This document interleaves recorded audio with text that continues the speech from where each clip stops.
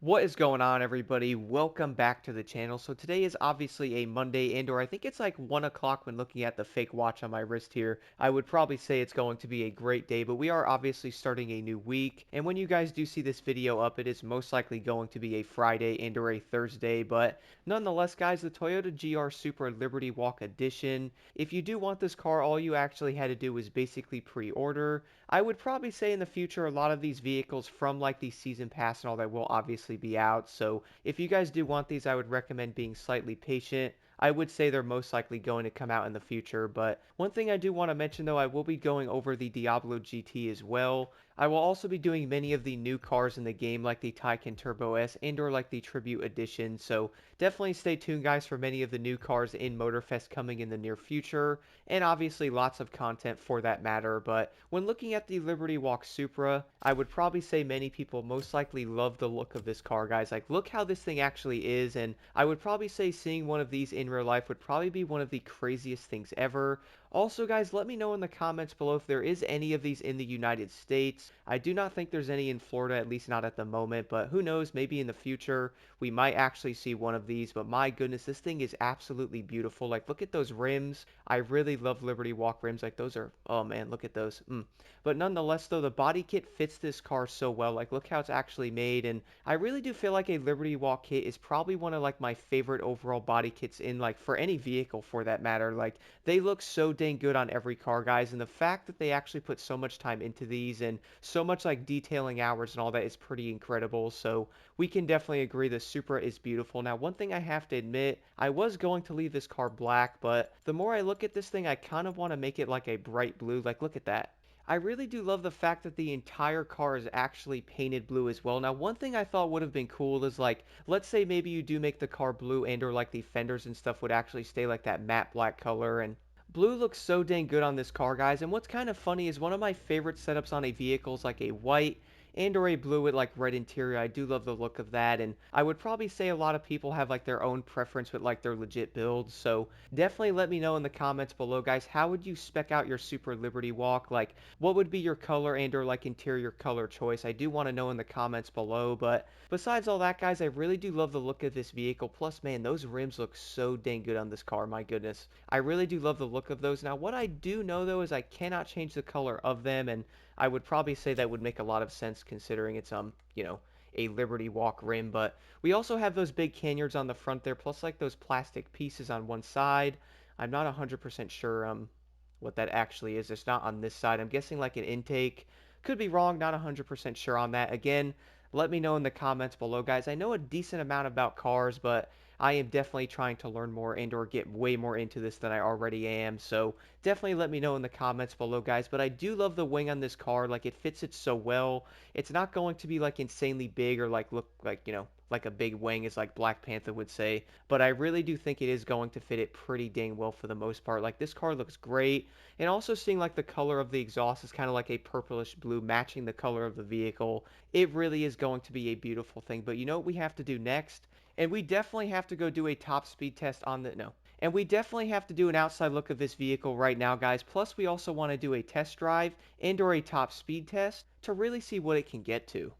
Yeah, and I guess we decided to visit Honolulu for this vehicle, which kind of looks funny sitting on like a brick-like area here. You guys will also see like the Liberty Walk coming off the side of the car. That looks great. No, thank you, Alpha Endurance. I will do that at a different time.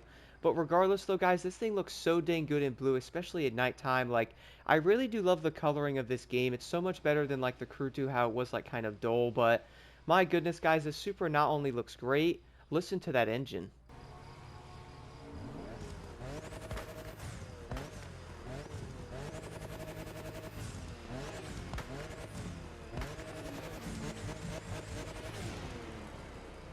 I do think we can all agree the engine sounds in Motorfest are by far so much better than how they were in the Crew 2. Like, you can actually hear like the turbo flutter and or like this thing sucking in air, plus like that insane engine sound, and you really can't tell it's actually a Supra. But let's go look at this interior here. So with the overall detail, guys, you will then see like the miles per hour on the dash there and or like the gear indicator. I'm also in sport mode because what other mode is there actually in a vehicle? Plus, one thing I have never seen, by the way, guys, I can be losing my mind here, but There is going to be a timer in this car telling me it's 2:44 in the morning in the game. Was that always a thing, or am I not paying attention to these vehicles? I really do have to give them credit, guys. Like, the overall detail of the vehicles, interiors, and Motorfest really is great. Now, I'm not saying the Crew 2 was bad, because in some areas I would say that game was awesome. And for what it was, I would probably say for, like, the map size and all that, the detail was actually pretty good. But overall, though, guys, I really do love the look of this interior. Now, don't get me wrong, I'm sure you can argue the mirrors do not work, but I'm being optimistic and or positive that in the future they will. I would probably say they can easily release like a patch for this, but the overall interior detail in Motorfest is honestly pretty awesome.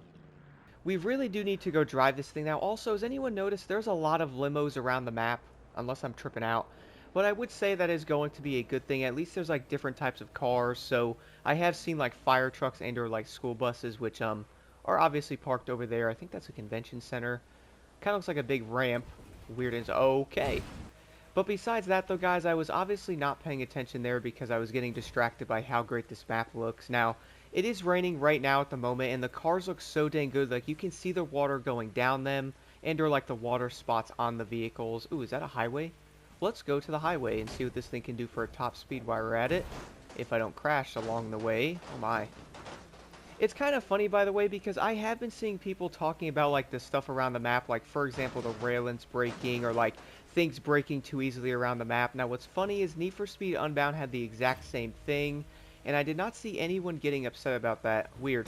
But, guys, let's go see what this car can actually do for a top speed, and I'm trying to drive here, so I might need a second, but let me see what I can do with it here. So it is indeed an 8-speed. Also, by the way, I do want to mention I am currently running actual pro settings on the vehicle, but for the summits, I will be removing all of my pro settings from now on. So I will basically be doing every single summit with base settings. I feel like that's the best way, and it also gives you like a big chance to really get into platinum, you know, with not having pro settings. Oh my, oh, that was really close.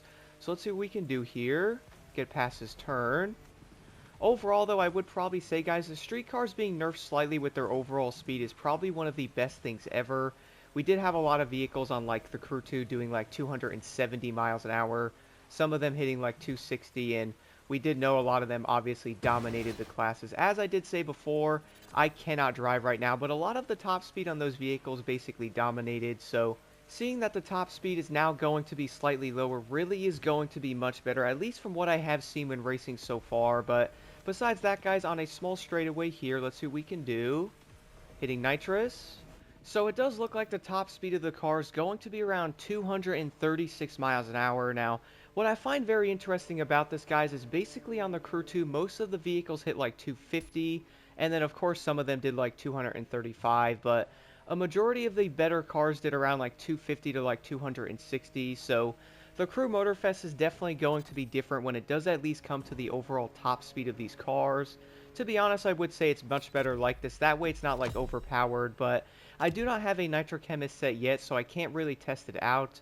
I'm currently running almost a full Loot Digger set at the moment because, you know, RNG does not want to give me a Nitrochemist part. I think I have two. But regardless, though, guys, even with a Nitrochemist set, I would say it's not really going to matter with, like, your overall top speed. And the main reason for that is I do think they actually nerfed every single class to at least make them a bit more balanced.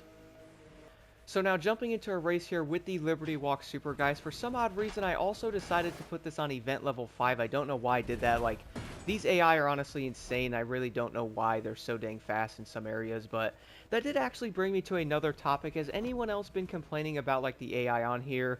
I do feel like it's not just me noticing how, like, crazy they might actually be in some areas. Like, for example, guys, my Supra is literally maxed out at level 750. I'm running like 5 Loot Digger parts on here. Still, I'm basically max level at 750, and I would probably say a Nitrochemist set would not really make a huge difference. Like, it's not going to be like the Crew 2, how like a Nitrochemist set is basically going to be the main thing you actually need to like do really good in a race. So it is going to be pretty interesting, but if I can even come back from this race, I'd be kind of surprised. I'm most likely not going to be catching them. Let's see here.